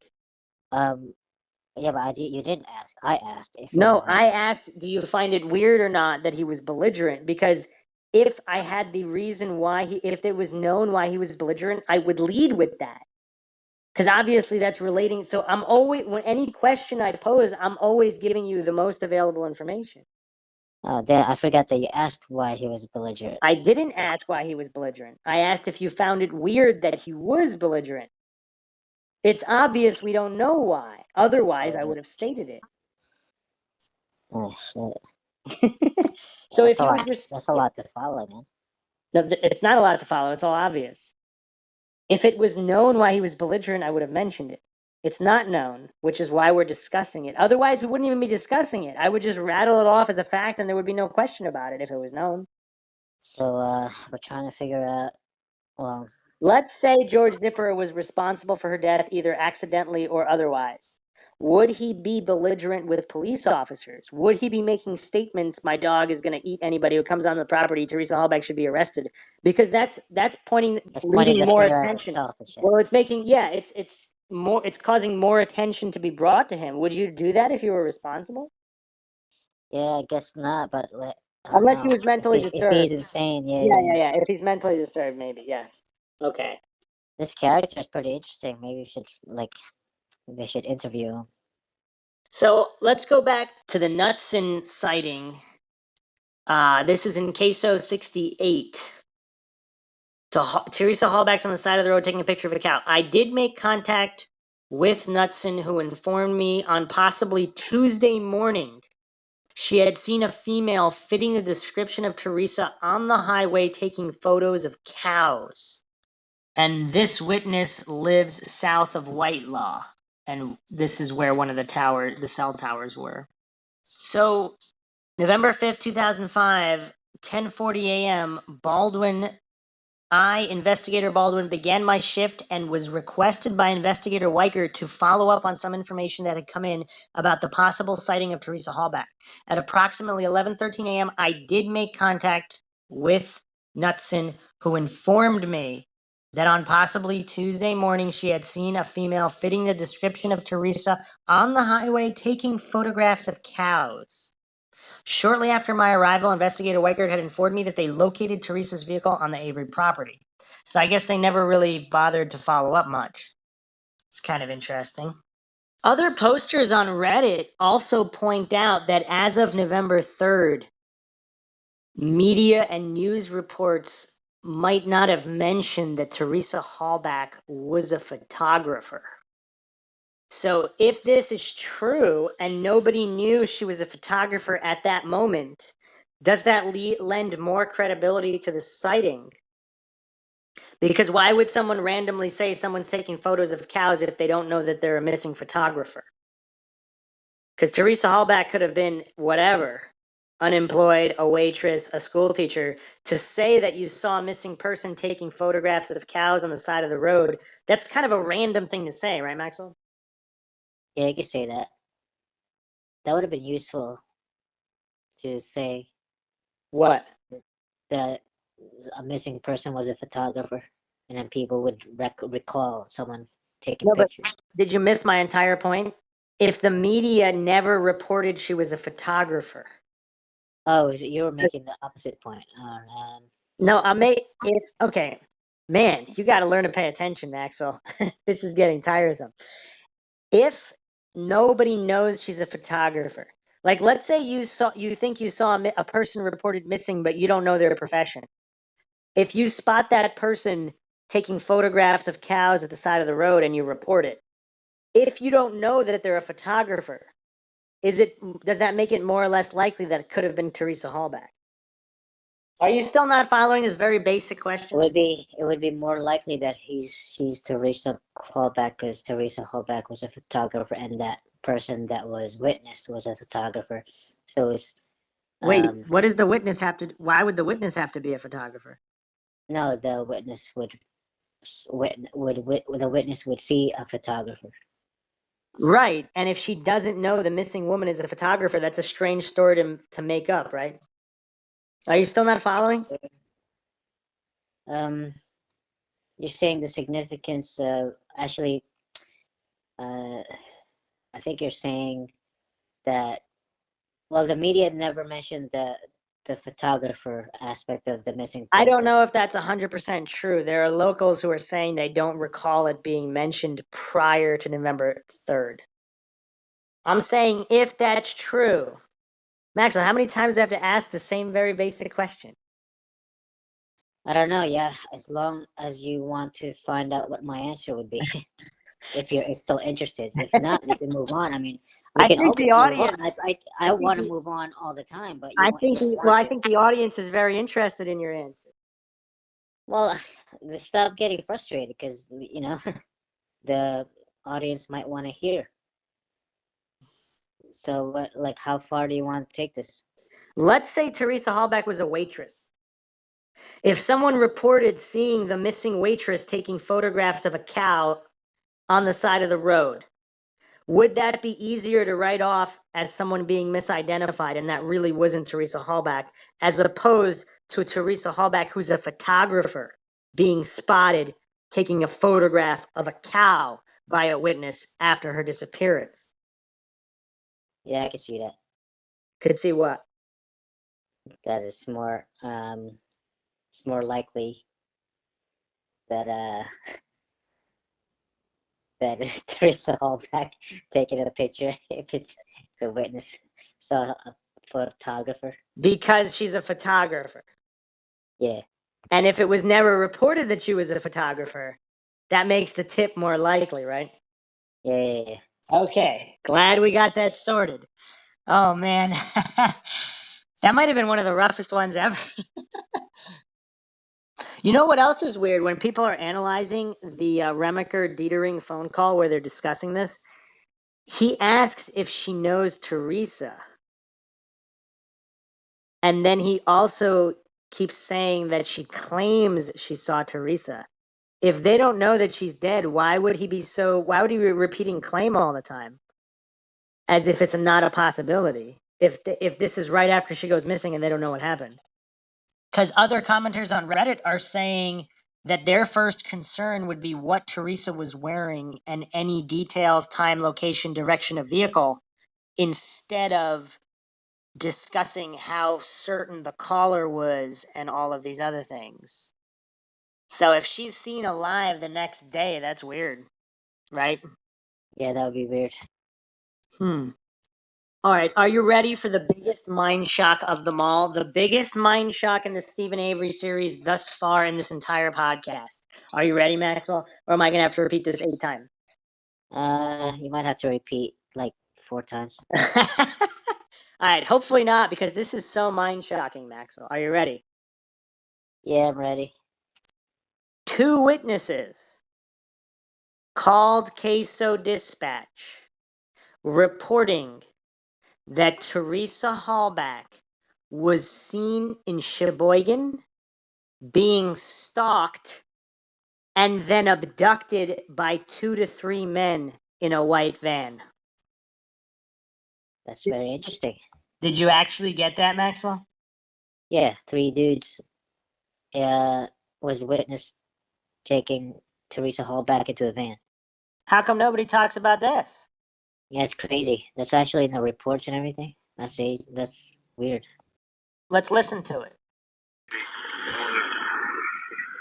I got a tip that she was seen at the Taco Bell in Sheboygan at 11:30. Yeah, there was a tip that she was out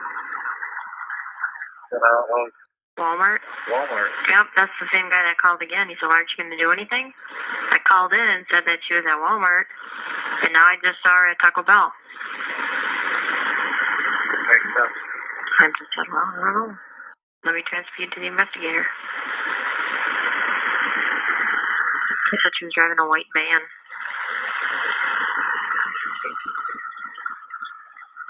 The male black subject sitting next to her, and then someone in the back. The male black subject was following her in. Really? That's what the lady said. There's a lady that called. Oh, well, this guy called, and he said he was at Walmart right now. What, right? Yeah. Oh, she called at about 6:30 this afternoon. This lady walked into Walmart. There was a black guy. Didn't know if this black guy was following her. That's exactly what this guy said, too. He said it just kind of looked like he was behind her, kind of hovering. Exactly what she said. Oh my gosh! Wow. That was at 6:30. Well, this guy was still waiting at 11. He's like, "Well, didn't Sheboygan call you?" And I said, "No," because nobody had told me any of that. He did call the local police department. Them respond, check out who she was. Yeah, well, that's what he did, and then nothing happened, and then called here. And nothing happened, and then called me again, and nothing happened. They didn't transfer back over to Sheboygan.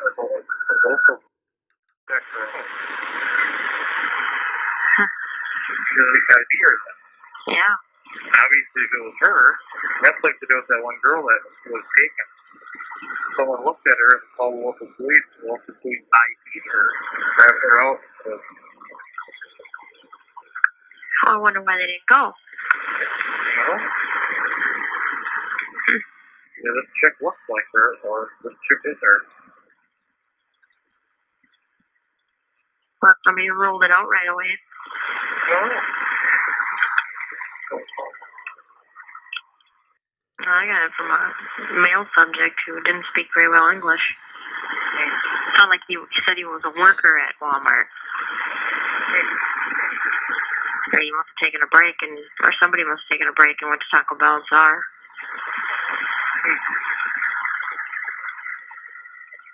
You know, she does kind of look common. You know, there's nothing that really is that stands out on her.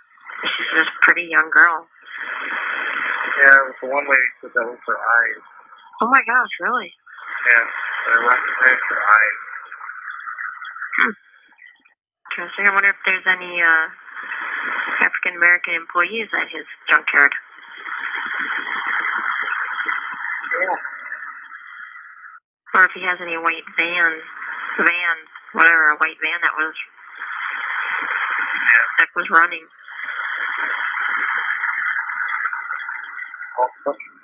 So.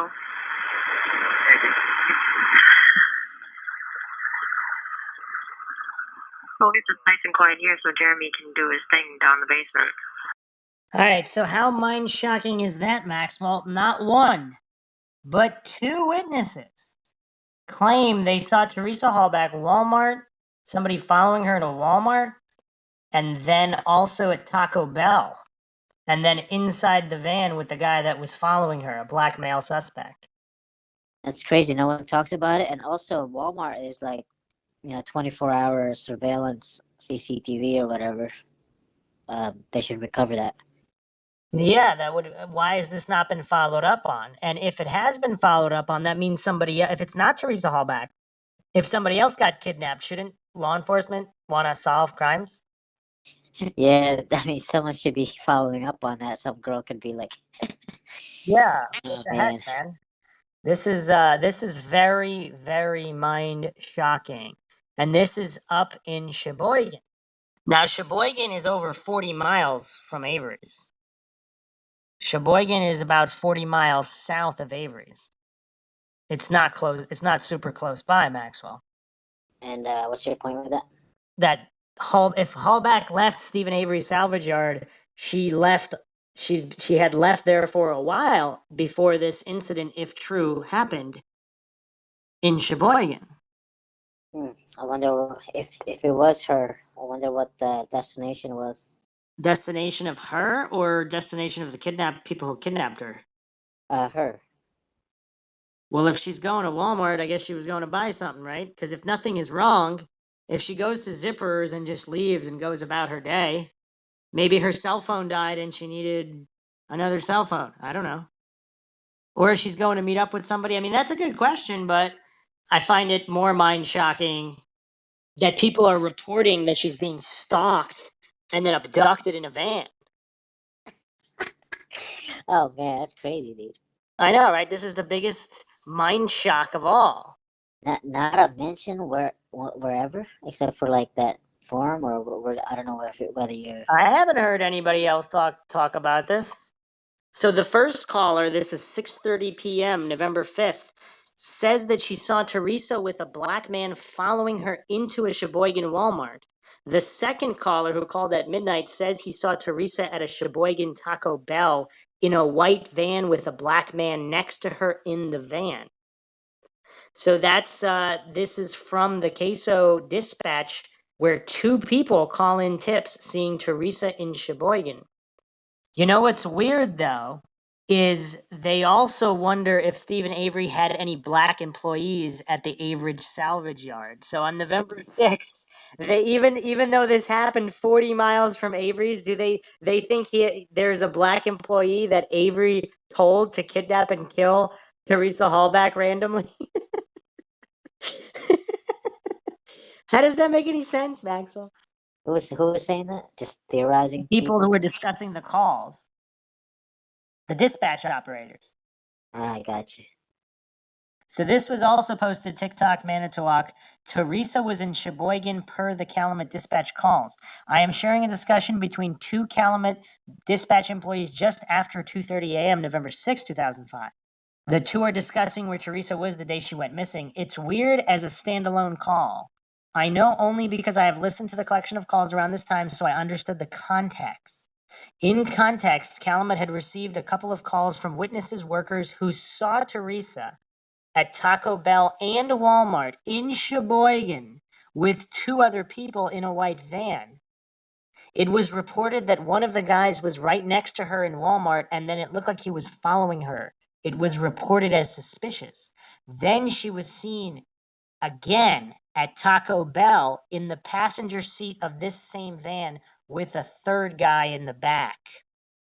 That is rather interesting in terms of Zellner's affidavits from two witnesses hidden from the defense, namely Denise Coakley and Steve Speckman, the guy who lived in Sheboygan. Police do get lots of false sightings in these situations, so it might be just that, but what struck me the most was the reference to her being in Sheboygan. How would these employees know about that? The witnesses were sent to the investigators, but I haven't seen anything to suggest in the reports that Queso ever followed up. So the plot is about to thicken, Maxwell. So there's actually two Walmarts in the Sheboygan area and several Taco Bells as well. There's a Taco Bell next to one Walmart, and then there's a Taco Bell about halfway between two Walmarts. So we don't know exactly which they're talking about, but here's another Sheboygan tip. This was called in November 7th, 2 p.m. Jim Sheriff's permit? Hi, school. He has told us if we'd heard anything about the Teresa Halbach thing. He's on the road. So I was just calling to find out. I think you guys already had heard this information. A student had come in and said that the family had been distributing some information down in the Sheboygan area, and they had two people. They were at a gas station, and one person in line when they were handing it out said they had just seen Teresa. This was yesterday, I believe. Okay, why don't you give me a name and your phone number, and I'll have somebody call you when they get a chance. Okay. High School. Oh, okay. We'll put it on the list then. Okay. Thank you for calling. Thank you. Good luck. Yeah, I appreciate it. So this is a teacher calling in, okay, November 7th, 2005, 2 p.m. They are stating that someone saw Teresa at a gas station in Sheboygan. I mean, how many sightings of Teresa do we have to have before people start investigating and taking it seriously? No thoughts, Maxwell? Yeah, that's a lot of sightings. I don't know. That's how many was that? 3? Well, there were 2 people with the Walmart Taco Bell sightings, and this person saying someone saw her at a gas station in Sheboygan. These are all Sheboygan. And that's interesting. It's in one location. It's not like one part and then the other part is like 100 miles away. Right. It's all in Sheboygan. There's gotta be a connection there. All right. Are you ready for another mind shock, Maxwell? Yeah. None other than Ryan Hilligus himself calls Queso Dispatch November 6, 2005, 1:50 a.m. in the morning. Do you want to guess what he's going to say? Oh my God. I think I saw Teresa Halbach. I don't know. Let's listen. County, my county sheriff's department. Hi there. I'm part of the whole Look for Teresa search thing that's going on. Now, I know you may have gotten a couple calls recently about Sheboygan and her being sighted tonight. Yes. And I just talked to the lady whose husband is actually out there doing it. But I don't know what information she gave you guys, or did you guys get a hold of an investigator, or at least send somebody an investigator's way? A reference to Sheboygan? To Sheboygan, right? Yes, our investigators were notified. They were notified. Somebody actually spoke with them physically? That I'm not sure. I just gave the information to the investigator who's working on it, and he took it from there. Okay, so he actually knows about this currently? Yes. Okay, I just wanted to make sure. She said to me that somebody got a voicemail for one of the investigators, and I thought, voicemail's not going to work. But I guess I just wanted to make sure that the actual word got out. And I don't know what she said, but apparently it's the workers at the Taco Bell. I don't know if you knew that. Okay. Yeah, I knew that too. I heard something about Walmart, and then I heard something about Taco Bell. Right, that they had been in Walmart earlier, which, they'd have cameras all over the place. Right. And the Taco Bell, I guess the people working at the drive-thru were the ones that seen her there. I guess I just didn't know what she had told you, that people that called me were all, shaken up and really kind of scrambling and forgetting stuff and remembering it, and I just kind of wanted to make sure that at least they got that stuff across to you guys. Yep, that's exactly what I was told, and I transferred it to the investigator. So, and he was there, and he did take the call. Okay, was it Mark? Yeah. Yep. Mark Wiegert? Mm-hmm. Okay, maybe I'll give him a ring and see if I have his card and his number and everything, and see what's going on. I guess if I know he's awake now, I guess. Okay, well, I'm not sure he is. This was 11 o'clock. So it was 11 o'clock. Okay. Yeah, about 11 or 11:30. So I don't know. I know that a lot of personnel are coming in early in the morning. Okay. So I don't know if you want to try back then. Right. It's up to you. Whatever you. Yeah. Okay. Okay. All right. Well, thank you. Yep. Bye-bye. So what's interesting there is he's trying to insinuate that there's nothing to those rumors. Like, what is his tone there? I don't know what they told you, but there's cameras there. As if, and he's trying to make sure, he's trying to track down whether the info was given to investigators, which investigators, obviously he knows Weigert. Was he trying to make sure it was nobody other than the investigators in on the frame job? Yeah, that is weird, following up on witnesses that It's also called in. keep in mind, it's 1:30 a.m. And what's the incentive or the interest there? I don't get it. to keep it all under wraps, to keep the entire narrative in control. But you know what's crazy, though? How you would think Zellner would have all that security footage from the Taco Bell and the Walmart, right? Yeah, that's crazy. I don't know how long these companies keep their digital records of videos. I would think they have them archived specifically in cases like this, right? I mean, we're not talking, in the 90s gas stations and things like that might have had video. I mean, this is already 2005. I mean, and we're talking relatively modern times here. Yeah, it's crazy. I would think at least Walmart would keep theirs for a year before they start trashing, or maybe even forever, just because of cases like this. Well, especially a lot of those security cameras, especially back in 2005, it wasn't like they were taking that many frames per second.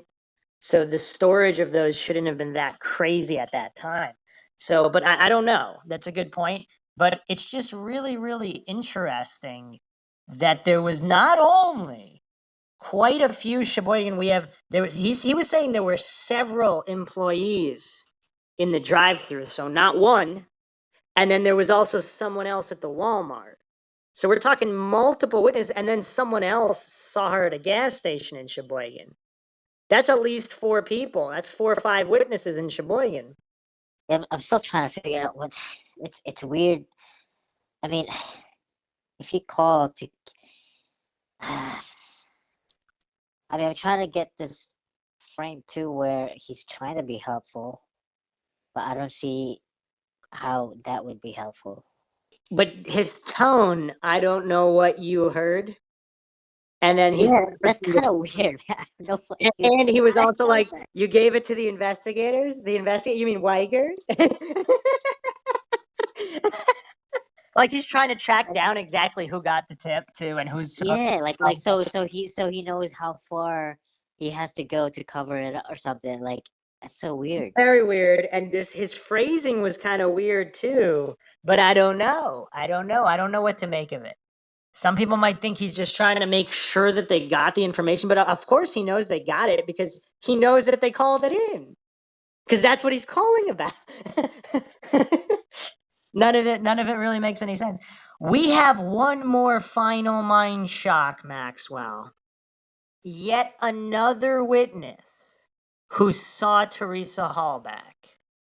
On November 5th, someone named Leo called Queso Dispatch, 3:38 p.m., November 5th, 2005, claiming that Teresa Halbach came to his door the night before. And then Weigert received the call but dismissed it because he was busy with the RAV4 and he considered it not important. So, let's listen to this. Sheriff's Department. Yeah, I'm calling with, I might have some information for you on this young lady you're searching for. Okay, what's your name?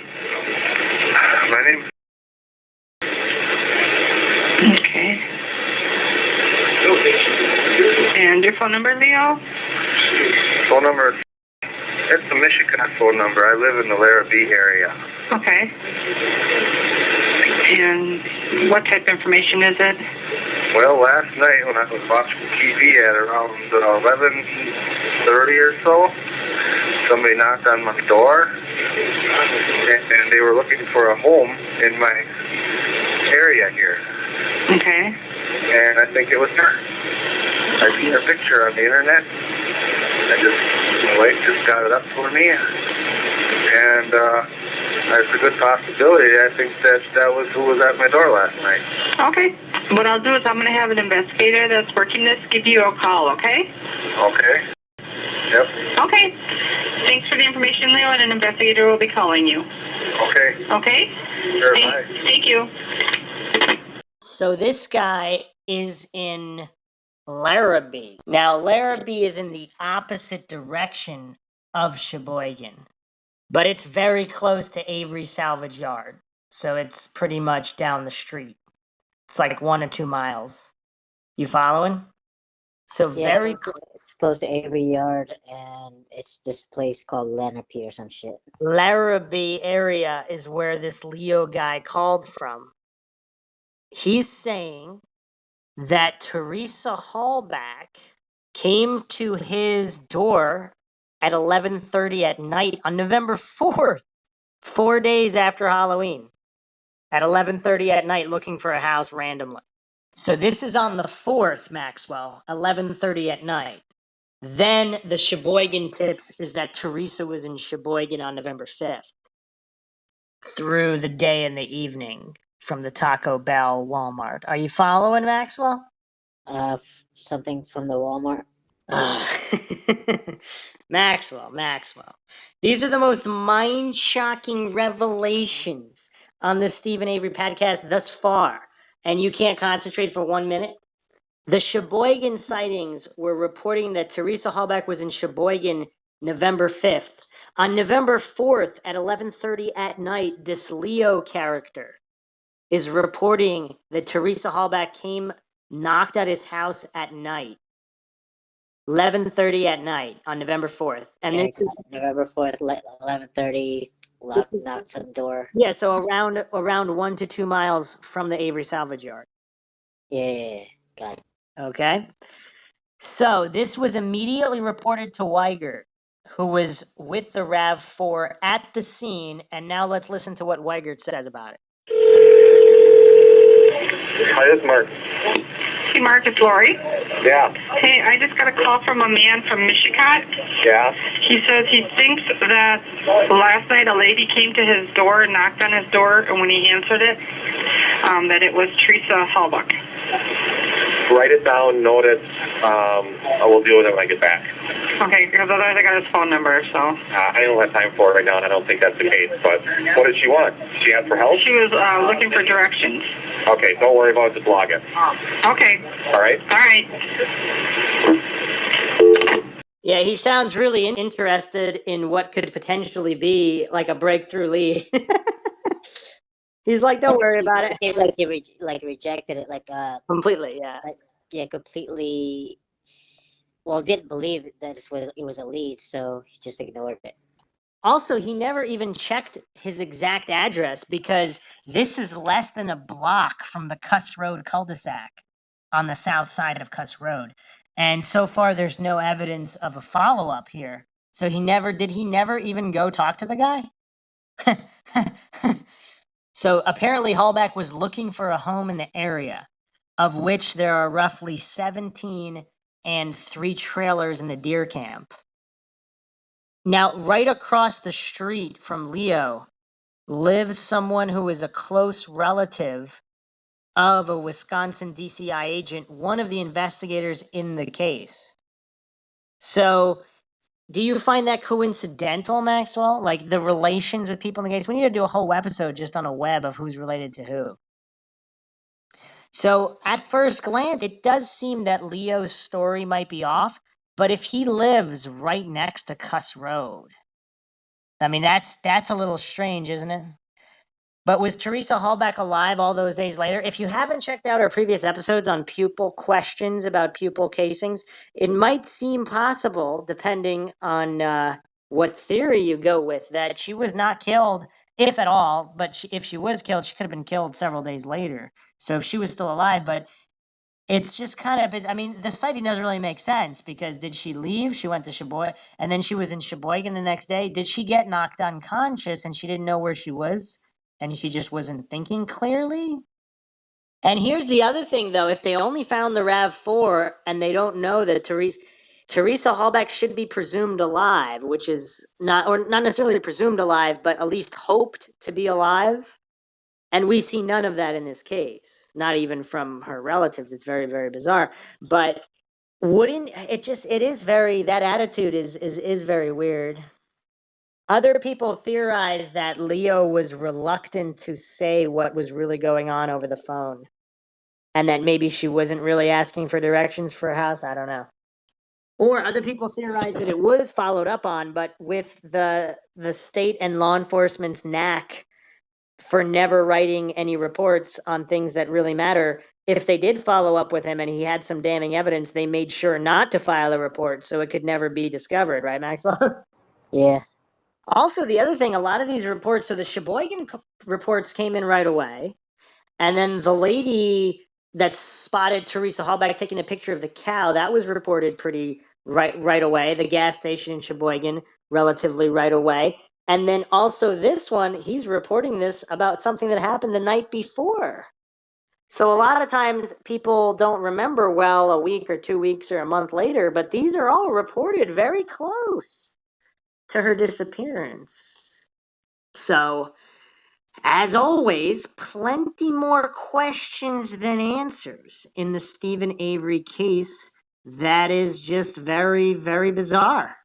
Is this enough evidence to at least suggest the possibility that Teresa Halbach left the Avery Salvage Yard and she may possibly have been alive at minimum several days after leaving the Avery Salvage Yard. What do you think, Maxwell? That's possible. That's all you got? Yeah. Maxwell Army. Well, we hope you guys enjoyed another edition of the MindShock podcast.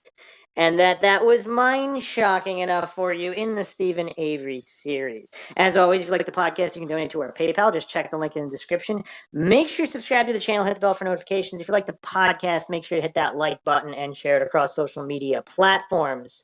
Any questions, comments, theories, rebuttals, debunkings, more evidence, leave it in the comment section. You can check us out on Reddit, Twitter, Patreon, and make sure to like and follow our Facebook page for exclusive content. This is Bruce McGuire signing off. And Maxwell Powers. We'll catch you guys next time.